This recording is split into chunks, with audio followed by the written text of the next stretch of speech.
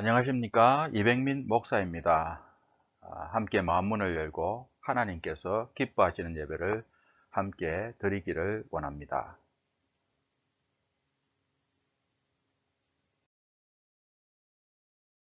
다 같이 사도신경으로 하나님 앞에 신앙 고백하시겠습니다. 나는 전능하신 아버지 하나님, 천지의 창조주를 믿습니다. 나는 그의 유일하신 아들 우리 주 예수 그리스도를 믿습니다. 그는 성령으로 잉태되어 동정녀 마리아에게서 나시고 본디오 빌라도에게 고난을 받아 십자가에 못 박혀 죽으시고 장사된 지 사흘 만에 죽은 자 가운데서 다시 살아나셨으며 하늘에 오르시어 전능하신 아버지 하나님 우편에 앉아 계시다가 거기로부터 살아있는 자와 죽은 자를 심판하러 오십니다. 나는 성령을 믿으며 거룩한 공교회와 성도의 교제와 죄를 용서받는 것과 몸의 부활과 영생을 믿습니다. 아멘.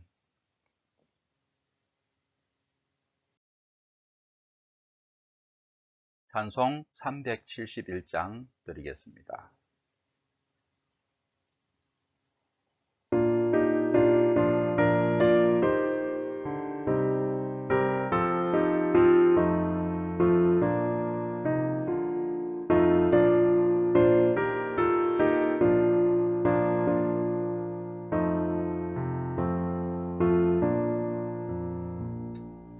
구주여 범복이 불어 그 물결이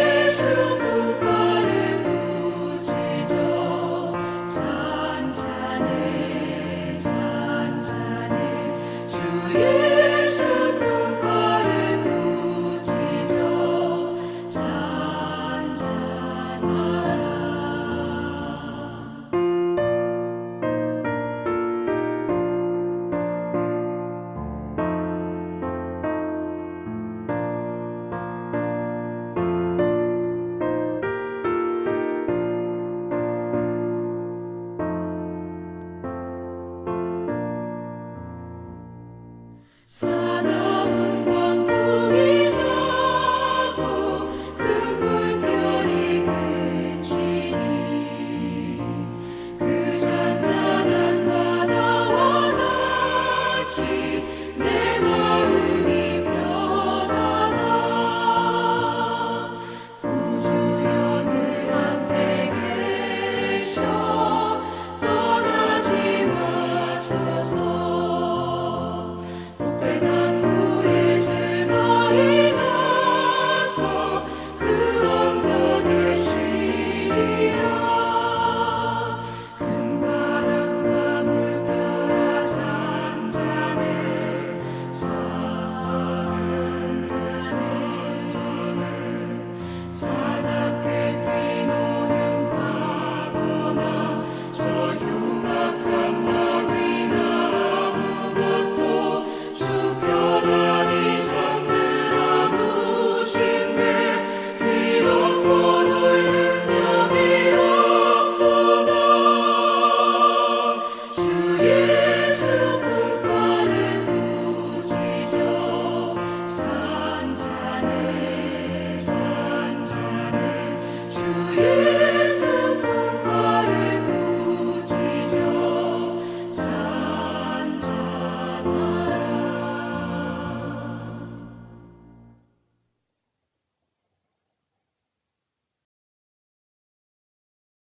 함께 기도드리겠습니다.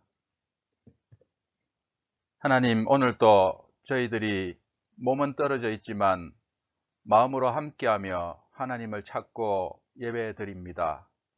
성부, 성자, 성령, 성삼위 하나님 앞에 기쁨이 되는, 영광이 되는 예배가 되기를 원합니다. 어려운 환경이지만 모든 성도들이 믿음으로 극복하고 승리하게 하옵소서. 두려운 삶 가운데서도 하나님의 뜻이 있는 줄로 알고 범사에 감사하는 삶을 살기를 원합니다.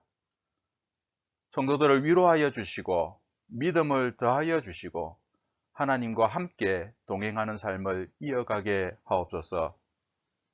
오늘도 저희 마음문을 열어주셔서 하나님의 음성을 듣는 시간 되기를 원합니다.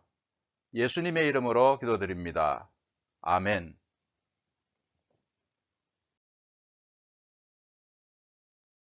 하나님 말씀 봉독하겠습니다. 신약성경 누가복음 8장 22절에서 25절 말씀입니다.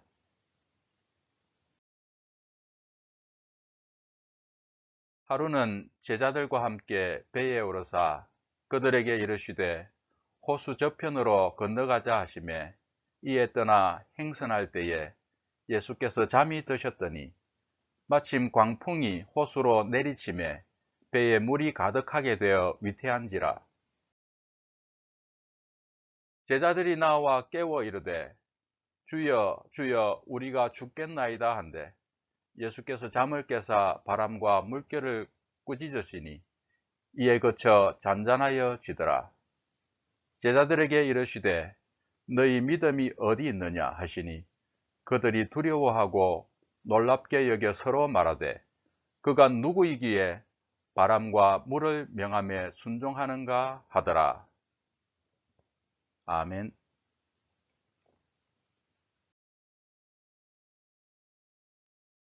광고 드리겠습니다. 코로나 바이러스 확산을 막기 위해서 부득이하게 예배를 온라인으로 드리고 있습니다. 빨리 회복할 수 있도록 기도해 주시고 또 제재사항이 계속 업데이트되고 있으니 숙지하셔서 불이익 당하지 않도록 유의하시기 바랍니다. 건강관리 잘 하셔서 빠른 시일 내에 건강한 모습으로 다시 만나 뵙기를 원하고요. 저에게 연락하실 분은 카톡이나 전화를 이용해 주시기 바랍니다. 온라인 예배 수동적으로 드리는 예배가 되지 않도록 또 능동적으로 하나님께 참여하는 직접 드리는 예배가 될 수 있도록 힘써 주시고 다음 주일은 어린이 주일 예배로 드리겠습니다. 헌금은 온라인을 이용해 주시고 카톡 공지 참조해 주시면 되겠습니다.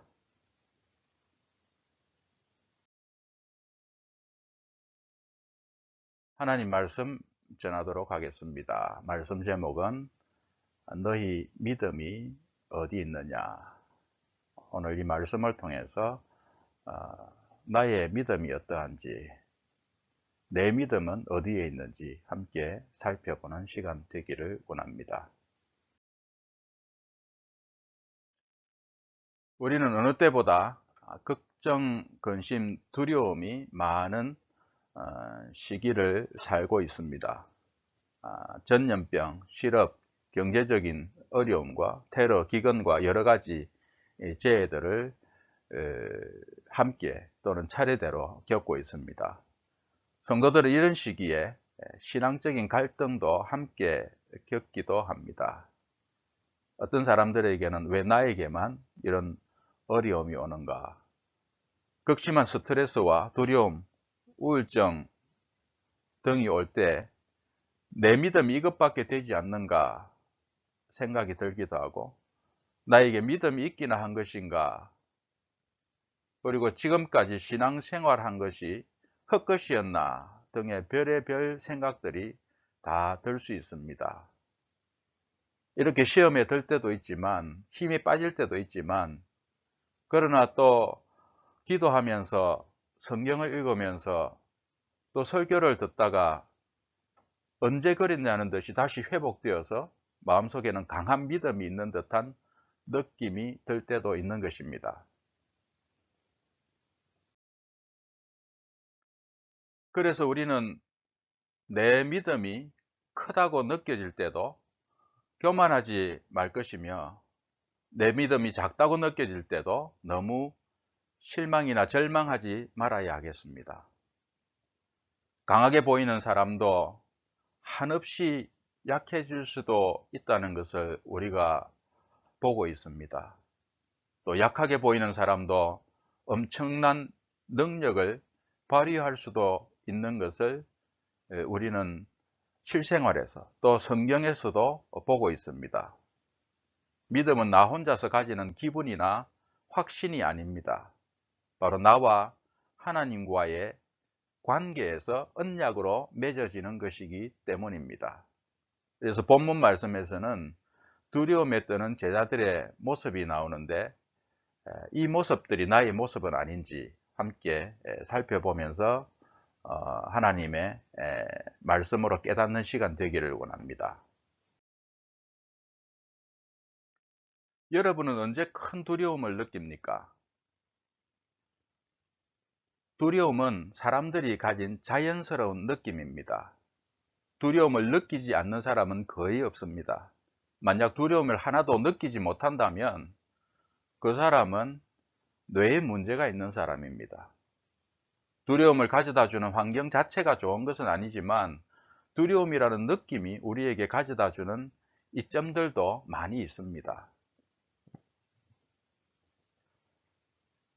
주저함입니다. 벼랑과 같은 위험한 곳에 갔을 때 사람들은 두려움이나 공포를 느끼기 때문에 그 위험한 곳에 다가가기를 주저합니다.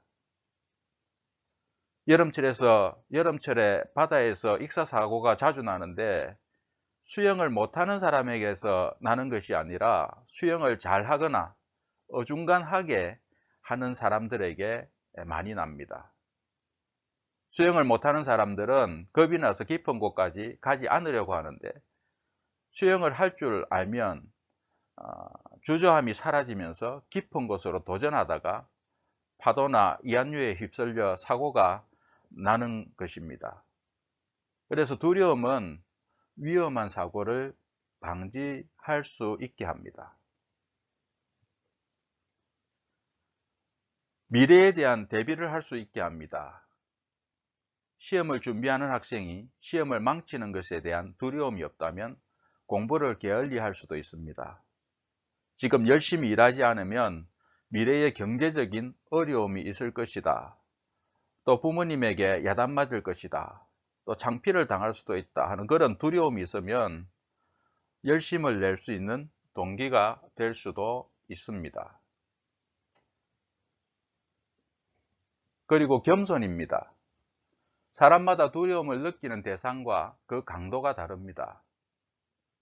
두려움이 없이 살 수 있는 것도 좋겠지만, 두려움을 통해서 자기 자신과 다른 사람들을 이해하고 배려하는 마음을 가질 수 있습니다.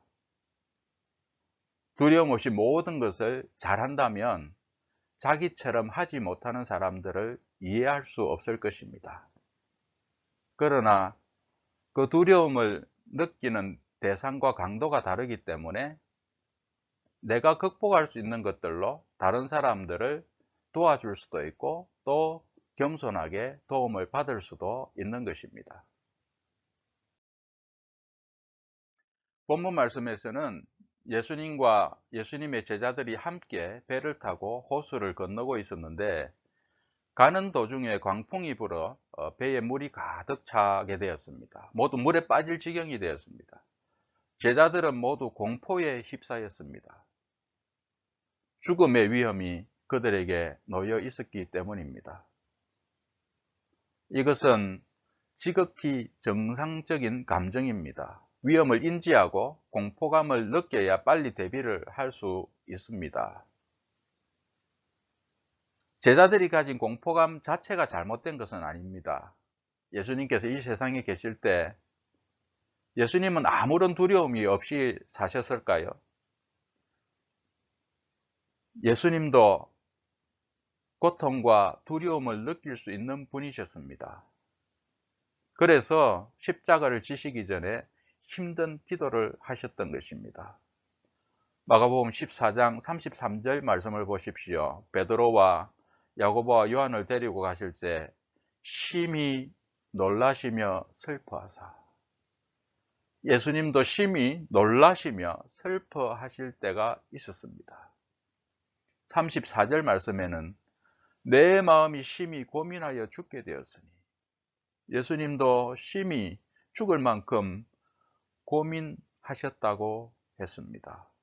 그리고 예수님께서도 이런 두려움을 또 이런 고민을 겪기 싫어하셔서 예수님에게서 지나가기를 원하셨던 것들을 보게 됩니다.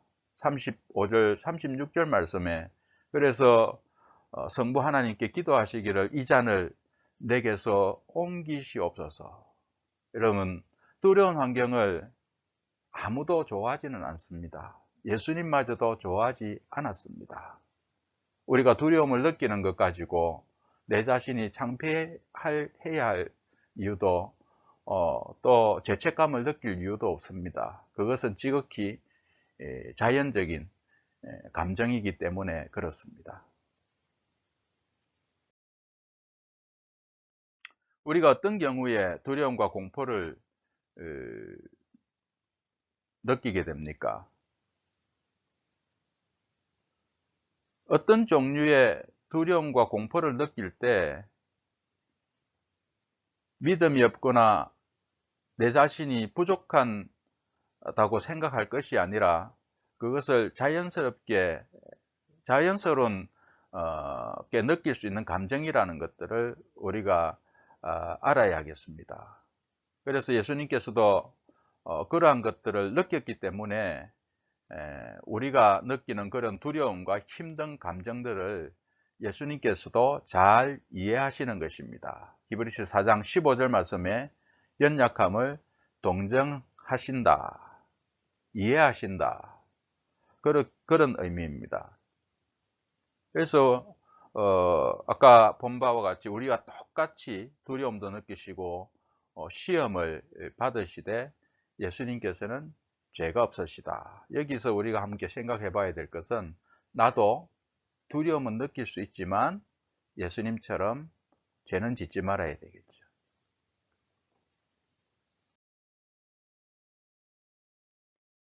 제자들이 두려워했던 것은 광풍과 함께 물이 차서 배가 침수되어 가는 상황이기도 했지만 그 상황 속에서 아무것도 하지 않으시고 잠이 드신 예수님을 보고 더 기가 차고 두려워했을 것입니다.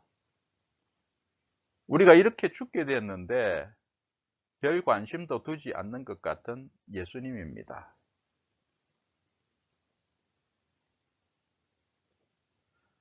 예수님께서 고물에 베개를 베고 주무셨습니다. 그 난리가 난 상황인데 예수님은 주무시고 계십니다. 우리는 이런 느낌이 들 때가 없습니까? 나는 힘든데 하나님께서는 나와 함께 하시지 않는 것, 또 하나님께서 별 관심도 두시지 않는 것 같은 그런 상황은 없습니까?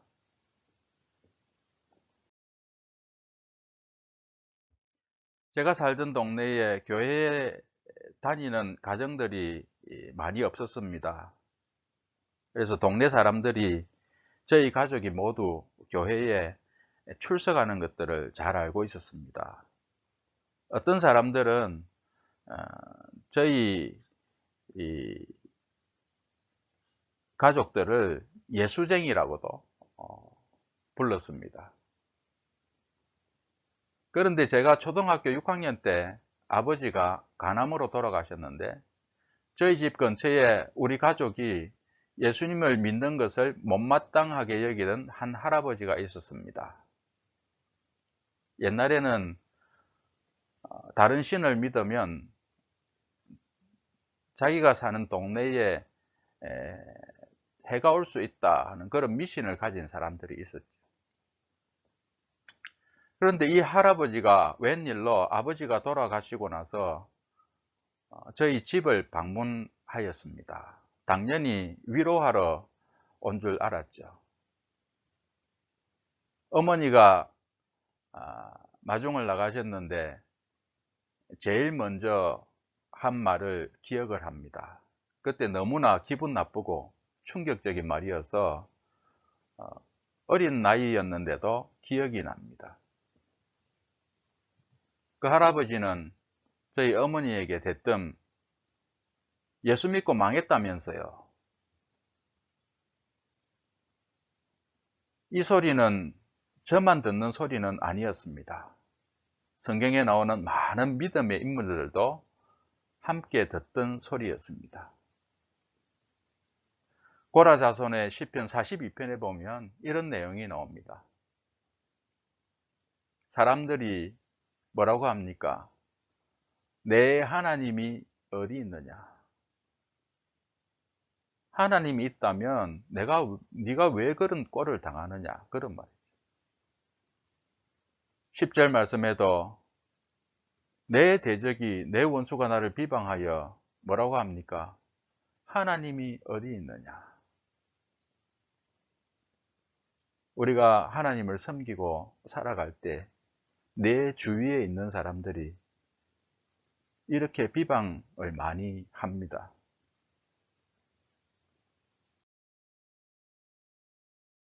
코로나 사태로 많은 사람들이 힘들어하는 가운데 교회를 비방하는 목소리가 많습니다. 성도들 가운데 바이러스 확진자가 나오면, 교회에 확진자가 나오면 기다렸다는 듯이 하나님이 어디 있느냐고 합니다. 어떤 때는 성도들도 힘든 환경 속에서 스스로 내가 이렇게 힘든데 하나님께서는 도대체 뭘 하고 계시나 하는 질문을 마음속으로 하기도 합니다. 죄를 지었다면 죄값이라고도 할 텐데 열심히 사역을 하거나 봉사를 하고 있는데 그러면 더욱더 이해하기 힘들어집니다. 좀 열심을 내서 신앙생활 하려고 할 때 이런 힘든 상황들이 오면 이런 생각들이 들 수밖에 없습니다. 목회자도 선교사도 이럴 때 많이 고민하게 되는 거죠. 그런데 불신자들이 하나님이 어디 있느냐고 하는 것이나 성도가 힘들 때 스스로 하나님이 뭘 하고 계시냐 하는 것이나 예수님의 제자들이 선생님이 우리가 죽게 된 것을 돌아보지 아니하시나이까 하는 것이나 모두 비슷한 것 같습니다. 정말 우리가 두려운 환경 가운데 있을 때 하나님은 주무시고 계십니까? 아무런 관심도 보이시지 않는 것일까요? 살면서 하나님께 버림받은 기분을 가질 때는 없었습니까? 그런데 그런 것도 우리만 가진 것이 아니라 예수님도 이 땅에 계실 때 느끼셨습니다. 어디서 느끼셨습니까? 십자가상에서 느낀 것이었습니다. 나의 하나님, 나의 하나님, 어찌하여 나를 버리셨나이까?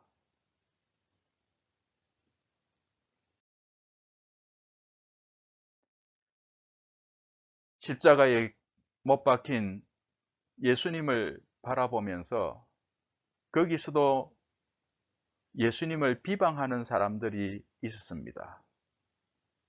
네가 만일 유대인의 왕이면 네가 너를 구원하라. 내가 그리스도가 아니냐? 너와 우리를 구원하라. 우리가 신앙생활할 때 이런 소리를 우리도 많이 듣게 되는 것입니다.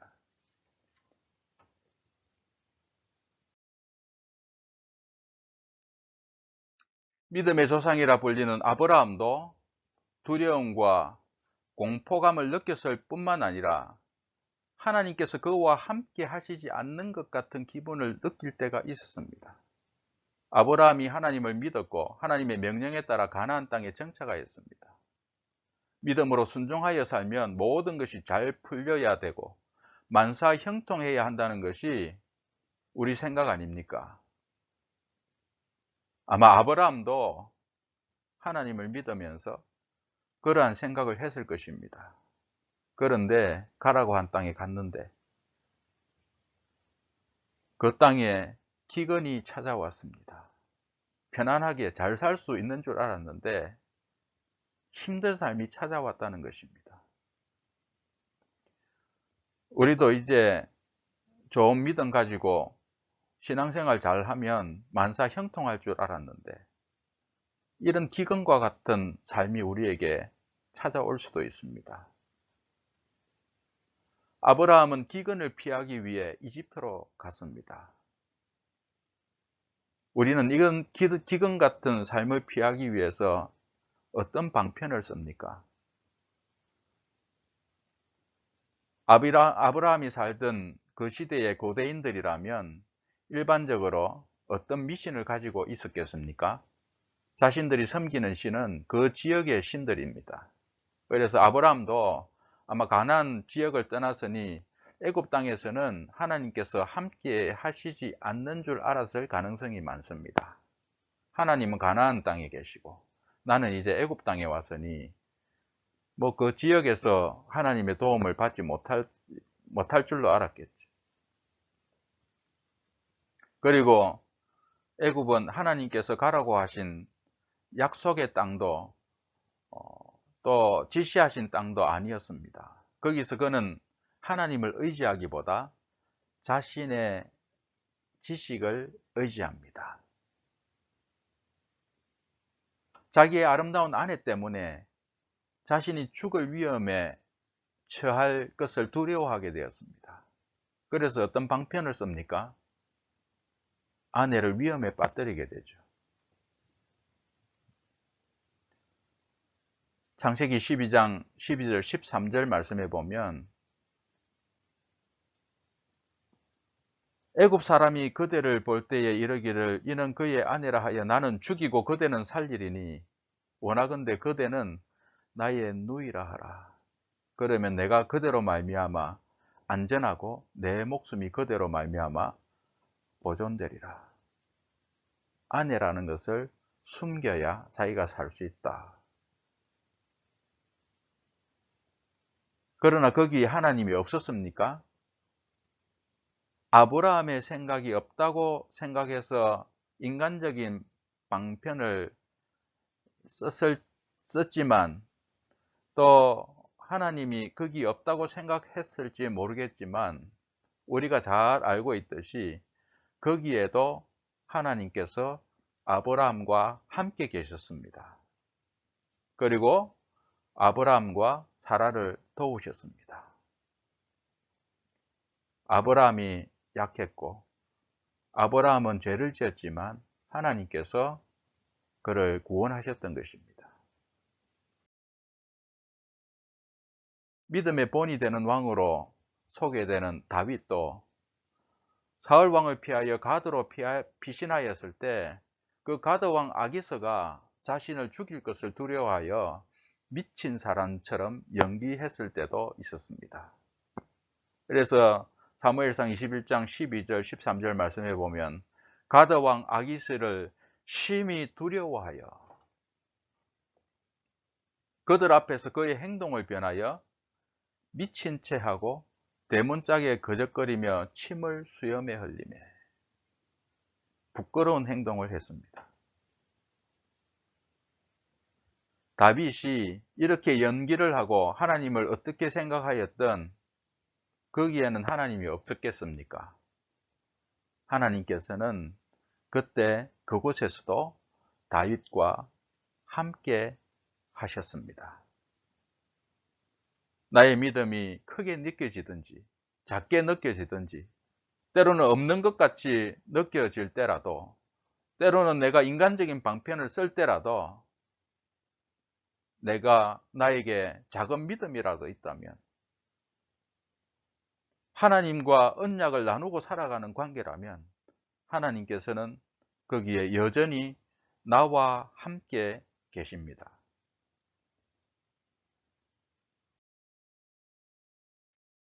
예수님과 함께 하였던 예수님의 제자들도 잠만 주무시고 계시는 예수님께 불평하였습니다. 아브라함과 다윗이 그랬듯이 언제 어디서나 함께 하시는 하나님에 대해서 예수님에 대해서 잘 알지 못하였습니다. 광풍이 불어도 배가 침수되기 직전에 위험이 있었어도 거기에는 예수님이 계셨습니다. 예수님께서는 두려워하는 그들에게 이렇게 말씀하셨습니다. 너희 믿음이 어디 있느냐?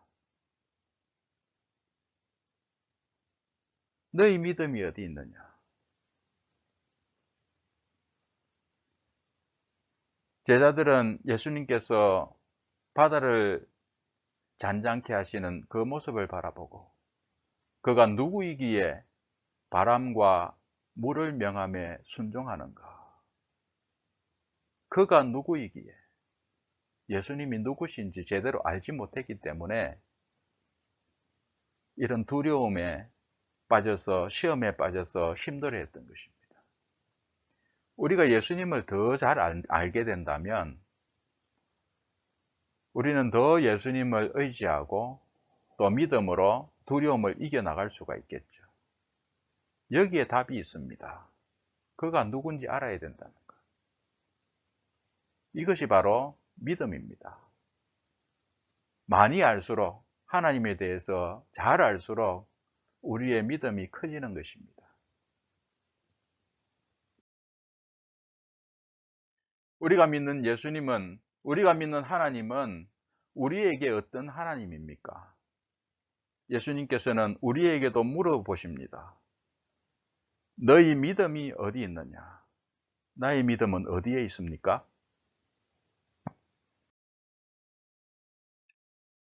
기도드리겠습니다. 하나님, 우리가 믿음으로 하나님을 의지하고 살아갑니다. 하지만 이 세상에는 우리의 마음을 흔드는 일들이 많이 있습니다. 때로는 예수님처럼 우리를 심히 놀라게 하고 슬프게 하고 고민하게 합니다. 힘든 저희들의 삶을 잘 이해하시는 주님, 저희들의 믿음을 더하여 주시사 힘든 삶 가운데서도 예수님이 승리하셨던 것처럼 저희들도 승리할 수 있기를 원합니다. 때로는 믿음이 큰 줄 착각하여 교만하지 않게 하시고 두려운 삶 속에서도 내 믿음이 작다고 느껴질 때 절망하지도 않게 하옵소서. 우리와 함께 하시고 항상 도우시는 임마누엘 하나님을 믿고 의지합니다. 예수님의 이름으로 기도드립니다. 아멘. 지금은 우리 주 예수 그리스도의 한량없인 은혜와 하나님 아버지의 극진하신 사랑과 성령님의 감동감화 교통 충만하신 역사가 어떤 두려운 환경 가운데서도 하나님을 믿고 의지하며 살아가기를 원하는 주의 사랑하는 성도들 위에와 그 권속들 위에 지금부터 영원토록 함께 있을지어다. 아멘.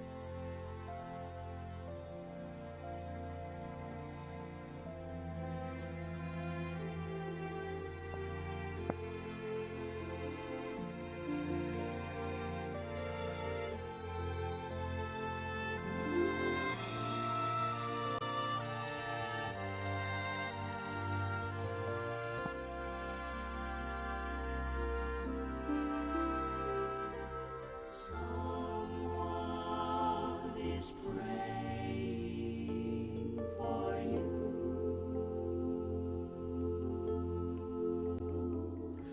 Someone is praying for you. So when it seems you're all alone and your heart will break in two, remember someone is praying for you.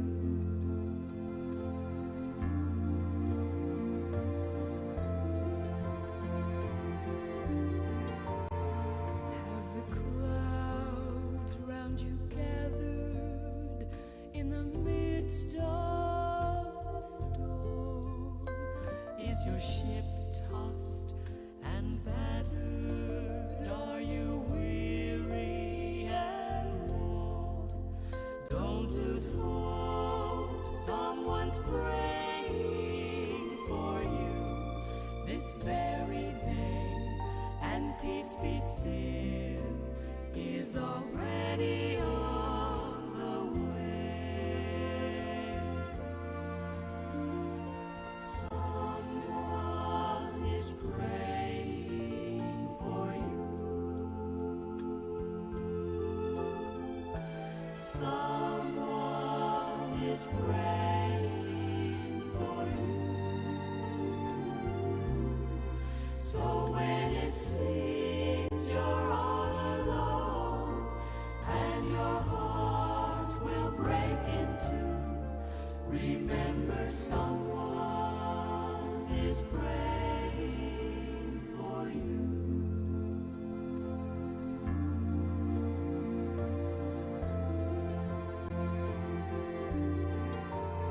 When it seems that you pray till your strength is all gone and your tears fall like raindrops all the day long.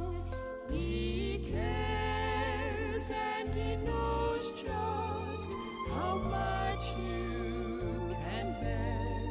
He'll speak your name to someone in prayer. Someone is praying for you.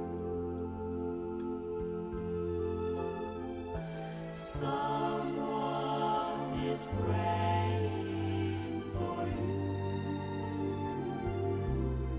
So when it seems you're all alone and your heart will break in two, remember someone is praying for you.